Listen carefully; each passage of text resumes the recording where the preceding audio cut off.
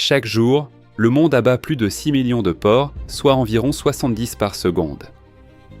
Imagine, le temps d'un battement de cœur, des dizaines d'animaux ont déjà disparu dans ce système. Cela ne se passe pas en un seul endroit, mais partout sur la planète, en même temps. Des chaînes de production qui ne s'arrêtent jamais, des troupeaux qui avancent comme une rivière vivante, tout circule à l'intérieur d'une gigantesque machine qui ne dort jamais. Mais une question dérangeante reste presque toujours évitée. Comment une planète entière peut-elle traiter quelque chose à une telle vitesse ?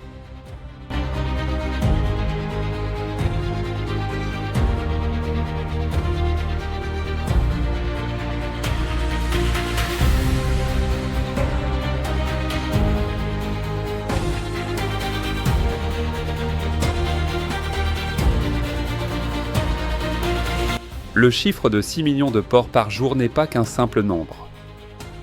Cela représente près de 2 milliards par an, une quantité d'êtres vivants capables de remplir des centaines de villes. Si on le transforme en nourriture, cette production pourrait nourrir chaque jour un pays entier de la taille de l'Europe. Un flux massif de protéines qui circule discrètement derrière les rayons éclairés des supermarchés. Mais ce qui frappe le plus, ce n'est pas seulement la quantité. C'est le fonctionnement de tout ce système. Un monde où les machines ont presque entièrement remplacé les humains. Tout est calculé à la seconde près. Et chaque être vivant devient une partie du processus. À une extrémité, il y a de petits porcelets, roses, sous des lumières chaudes, presque comme une scène attendrissante de documentaire. À l'autre, des chaînes de production froides, précises, dénuées d'émotion. La distance entre ces deux images n'est pas de plusieurs années, mais de quelques mois seulement. Et il y a quelque chose d'encore plus troublant. Il est très probable que vous ayez déjà consommé des produits issus de ce système sans jamais l'avoir vu. Une charcuterie, une tranche de viande, un fast-food. Mais derrière cela se cache une machine colossale fonctionnant à une vitesse que l'esprit humain a du mal à concevoir. Alors, que se passe-t-il réellement à l'intérieur de ce système ? Et surtout, pourquoi, plus on le comprend, plus il devient difficile de l'ignorer ?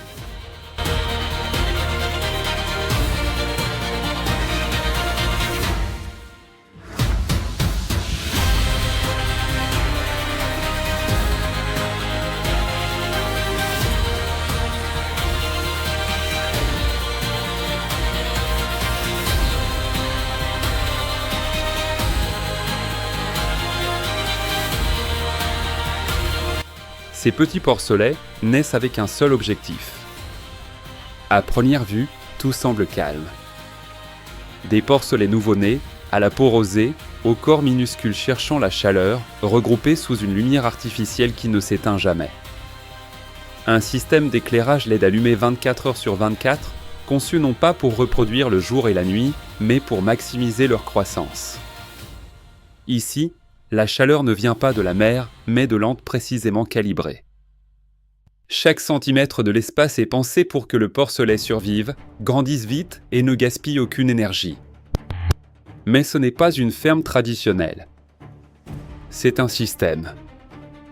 Un environnement entièrement conçu où tout est divisé avec une précision presque chirurgicale. Une zone pour manger. Une zone pour dormir. Une zone séparée pour les déjections. Rien n'est laissé au hasard. L'eau, par exemple, n'est pas placée dans la zone de repos. Elle est stratégiquement positionnée à l'extérieur pour garder le sol sec, réduire les bactéries et éviter les maladies. Même les portes et les plateformes sont conçues pour empêcher les animaux de transporter la saleté d'un endroit à un autre. Chaque mouvement est anticipé. Chaque comportement contrôlé. Et le plus frappant, sur un seul mètre carré, plusieurs animaux peuvent être regroupés, optimisant l'espace à l'extrême, comme des pièces sur un échiquier parfaitement calculé. Vu d'en haut, la scène devient presque hypnotique. Des rangées de corps vivants, organisées avec une précision qui évoque davantage une usine qu'un environnement naturel. Car en réalité, c'est exactement cela. Une usine biologique. Ici, la vie ne se développe pas librement. elle est programmée. Mesurée. Accélérée. Chaque pore fait partie d'une chaîne invisible qui commence dès la naissance et dont la fin est déjà déterminée. Et si vous vous arrêtez un instant et regardez dans leurs yeux, quelque chose change. Pendant un instant, ce n'est plus un simple chiffre dans une statistique, mais quelque chose de bien plus difficile à ignorer. Une seule usine peut traiter des dizaines de milliers de pores par jour. C'est ici que tout bascule. Ce qui ressemblait à une ferme devient une machine implacable.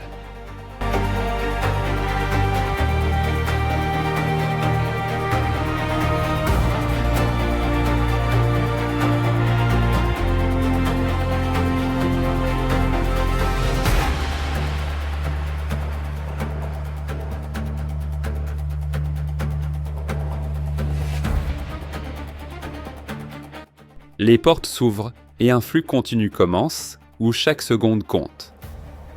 Il n'y a ni pause, ni silence, seulement le mouvement constant d'une ligne qui avance sans jamais s'arrêter. À 6 heures, les premières images révèlent la colonne vertébrale du système, des tapis roulants automatisés qui fonctionnent sans interruption. Chaque corps se déplace avec une précision presque millimétrique, comme dans une chorégraphie parfaitement synchronisée. Pas de chaos. Seulement de la vitesse et un contrôle absolu. Entre 6h et 7h30, la chaîne s'écoule comme une autoroute à grande vitesse. Chaque section est conçue pour accomplir une tâche en quelques secondes. Ce qui prendrait normalement des heures se déroule ici en un instant. Puis, entre 7h30 et 9h, le processus devient encore plus technique. D'abord, le nettoyage. Ensuite, l'élimination des poils par des systèmes mécaniques. Et enfin, une étape qui surprend souvent, le passage à la flamme, qui parcourt la surface de la peau pour éliminer les impuretés et la stériliser en quelques secondes. Le feu n'est pas chaotique. Il est précis. Contrôlé. Presque chirurgical. Tout se passe si vite que l'œil humain peine à suivre. Et puis vient le chiffre qui change tout. En seulement 1 minute, la quantité de viande qui traverse cette chaîne peut suffire à remplir un camion entier. 1 minute. Ce qui, pour une personne, est un simple instant, représente ici des tonnes de production. La comparaison devient alors inévitable. Ce n'est pas une cuisine, ni même une boucherie. C'est plus proche d'une chaîne de montage automobile où chaque élément avance, est traité, puis continue sans jamais s'arrêter. Entre 9h et 12h, l'ampleur totale apparaît. Des plans larges dévoilent des installations gigantesques, s'étendant comme de véritables villes industrielles. Tout est conçu pour une seule chose: ne jamais s'arrêter. Car au moment où cette chaîne s'arrête, tout le système commence à s'effondrer. Et c'est là que quelque chose de troublant devient évident. Ce système ne fonctionne pas comme une industrie classique. Il fonctionne comme un organisme vivant. Un organisme qui respire la production, qui se nourrit de vitesse, et qui ne peut en aucun cas s'arrêter.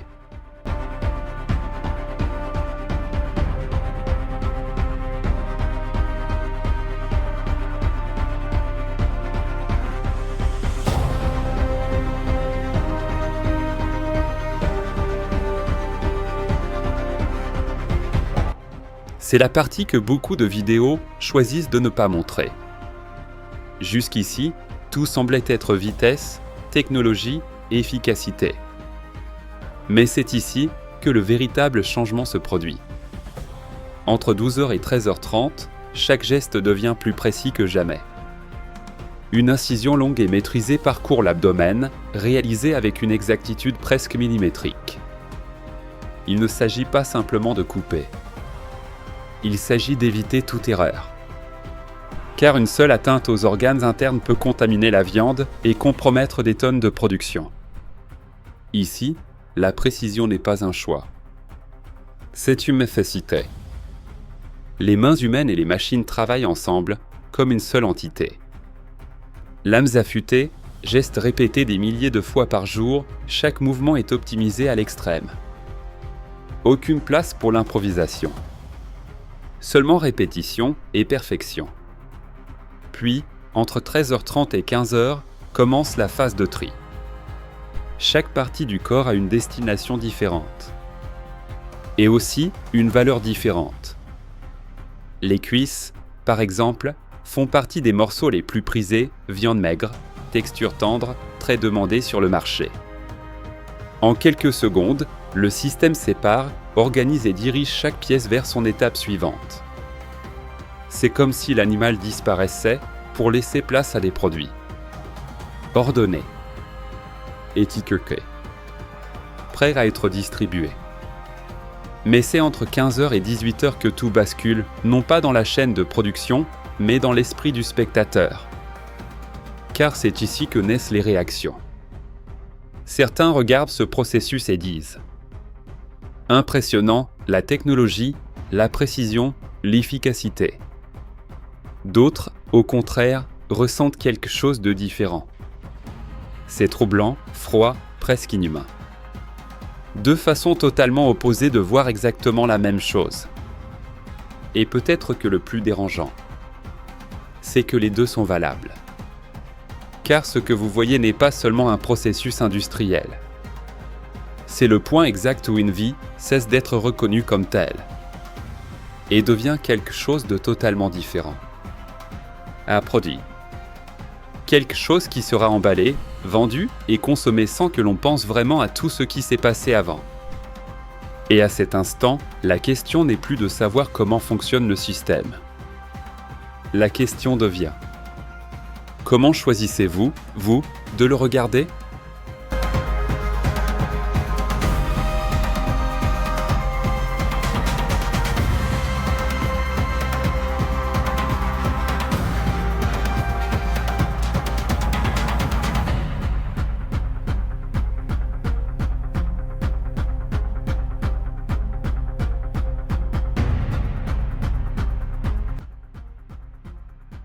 Ce que tu manges en 5 minutes repose sur un système gigantesque qui ne s'arrête jamais. Après la précision chirurgicale vient la transformation finale. Entre 18h et 19h30, la viande n'a plus de forme reconnaissable. Elle entre dans d'énormes mélangeurs industriels où des tonnes sont combinées en quelques secondes. Viande hachée, sel, épices, additifs, tout tourne dans un mouvement constant qui évoque une tempête parfaitement contrôlée. Ici, on ne cuisine pas. Aux formules.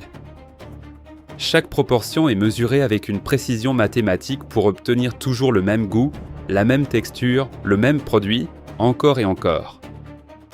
Rien n'est laissé au hasard.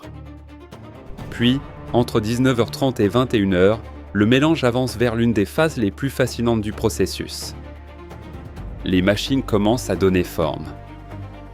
De longues bandes continues apparaissent, se divisent, se scellent, se transformant en centaines, en milliers de saucisses en quelques minutes. Tout va si vite que l'œil peine à suivre. C'est comme observer une imprimante, mais au lieu d'encre, elle produit de la nourriture à grande échelle. Et tout cela se déroule dans un système complètement fermé. Sans contact extérieur. Sans interruption. Conçu pour garantir des niveaux extrêmes d'hygiène et de régularité. Chaque pièce qui en sort est presque identique à la précédente. Entre 21h et 23h arrive la phase finale, l'emballage. Des rangées de produits parfaitement alignés avancent vers des machines qui scellent, étiquettent et préparent tout pour une distribution mondiale. En quelques minutes, ce qui faisait autrefois partie d'un animal est désormais prêt à apparaître dans les supermarchés, les restaurants ou directement dans ton assiette. Et c'est là que l'échelle frappe à nouveau. La production annuelle ne se mesure pas en milliers ni en millions, mais en milliards de kilos. Une quantité si immense que, si l'on alignait toutes les saucisses produites en une seule année, elles pourraient faire plusieurs fois le tour de la Terre. Une chaîne infinie de produits, traversant les continents, franchissant les océans, pour arriver entre les mains de millions de personnes qui, dans la plupart des cas, n'ont jamais vu ce processus. Tout ça pour quelque chose consommé en quelques minutes. rapide, ordinaire, presque invisible. Et pourtant, derrière chaque bouchée, il y a toute une machine mondiale qui ne s'arrête jamais.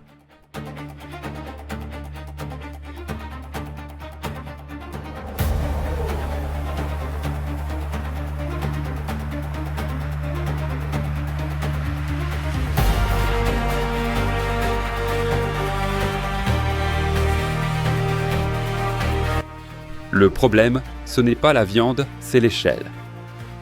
Après avoir vu tout le processus, quelque chose change. Il ne s'agit plus seulement de nourriture, mais de chiffres qui dépassent toute compréhension humaine. Des millions chaque jour, des milliards chaque année.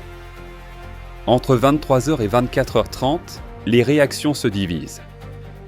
Certains spectateurs sont impressionnés par l'efficacité, la technologie, la précision presque parfaite du système.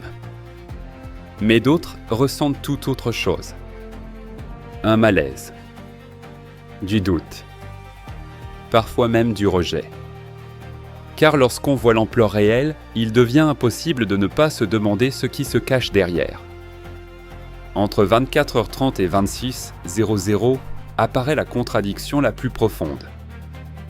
Beaucoup de personnes disent aimer les animaux, les considèrent comme intelligents, sensibles, parfois même proches. Et pourtant, en même temps, elles participent à un système qui les consomme à une échelle massive. Ce n'est pas de l'hypocrisie. C'est une déconnexion. Une distance entre ce que l'on ressent et ce que l'on fait chaque jour sans y penser. Une barquette au supermarché ne montre pas le processus. Un plat servi ne raconte pas l'histoire. Et c'est là que le système devient invisible. Mais une phrase résume ce conflit avec une brutalité frappante.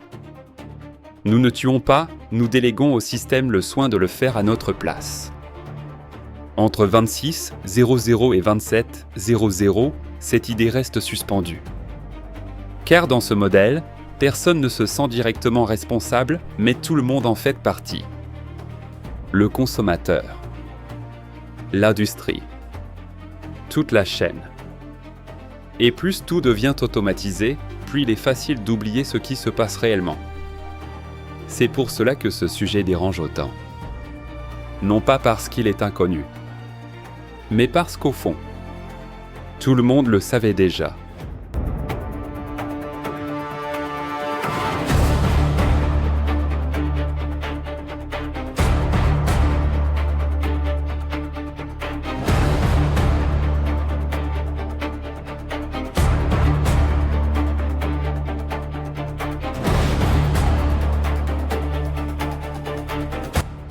Si tout cela te semble difficile à accepter, le futur pourrait être encore plus surprenant. Après avoir compris l'ampleur du système actuel, une alternative émerge, qui, il y a quelques années, semblait impensable. Les insectes. Entre 27h00 et 28h00, une industrie totalement différente apparaît, mais avec une logique très similaire. Des élevages de grillons ou des milliers, voire des millions, grandissent dans des espaces compacts, organisés en plateaux empilés comme des étagères vivantes. Pas de grandes installations. Pas d'animaux imposants. Mais une efficacité remarquable. Car les grillons possèdent des avantages qui changent les règles du jeu. Ils sont extrêmement riches en protéines. Ils consomment beaucoup moins d'eau et de nourriture. Et nécessitent une fraction de l'espace par rapport à l'élevage traditionnel. Autrement dit, produire plus avec moins. Entre 28h00 et 29h00, le processus continue. Ils sont récoltés, nettoyés, puis soumis à la chaleur pour éliminer les bactéries et assurer leur conservation. Ensuite, ils peuvent être transformés, broyés ou même consommés directement dans des plats traditionnels. Dans de nombreux pays, ils font déjà partie de l'alimentation quotidienne. Croquant, léger, riche en nutriments. Et voici la comparaison qui change tout. Une petite ferme d'insectes peut remplacer la production de milliers de porcs. Moins de ressources. Moins d'impact. mais aussi un changement culturel majeur. Car accepter cela ne signifie pas seulement changer ce que l'on mange, mais changer la manière dont on perçoit la nourriture.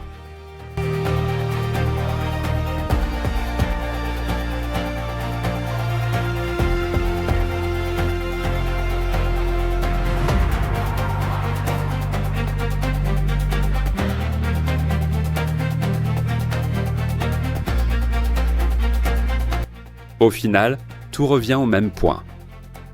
Plus de 6 millions de porcs chaque jour. Un système mondial gigantesque, conçu pour ne jamais s'arrêter. Une technologie avancée, confrontée à des questions de plus en plus dérangeantes. Car ce n'est pas seulement une histoire de nourriture. C'est une histoire de choix. De ce que l'on décide de voir et de ce que l'on préfère ignorer. Et maintenant que tu as vu tout le processus, du début à la fin, une question devient inévitable. Vas-tu continuer à consommer de la même manière ou commencer à voir les choses autrement ? Car il n'y a pas de bonne réponse. Seulement une décision personnelle. Si cette vidéo t'a fait réfléchir, douter ou même t'a mis mal à l'aise, alors elle a atteint son objectif. Et maintenant, j'aimerais connaître ton avis. De quel côté te situes-tu ? On se retrouve dans la prochaine vidéo où ce qui semble normal ne le sera probablement pas non plus.